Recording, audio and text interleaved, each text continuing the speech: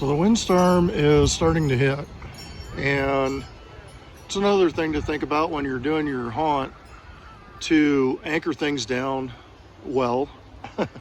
Think about protecting it as best you can with,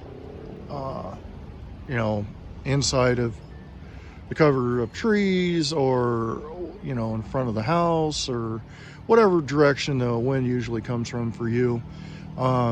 I've already had this big dude. He's like 9 foot tall, big red guy here. I've already had him tip over, 20 degrees. And I have cinder blocks down on the base, 2 of them. And he's already tipped over that far. So it's kind of silly, but I had to do a makeshift in a hurry, get out here and hook this metal heavy table up to it. For now, until I can figure something else out. Usually I'll go up high and tie to the trees, but that wasn't an option.